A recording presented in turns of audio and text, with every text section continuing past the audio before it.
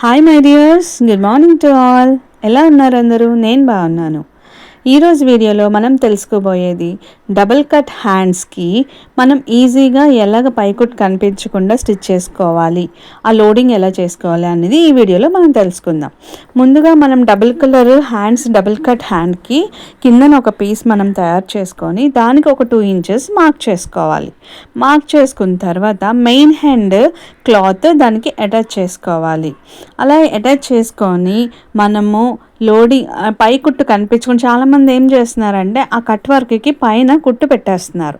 నాకు కుట్టు పెడితే నచ్చదు అనమాట. ఓపెన్గా కనిపిస్తే కొంచెం యూనిక్గా కనిపిస్తుంది కదా, సో దానికోసం అని చెప్పి నేను ఈ ఈజీ ట్రిక్ స్టిచ్ చేశాను.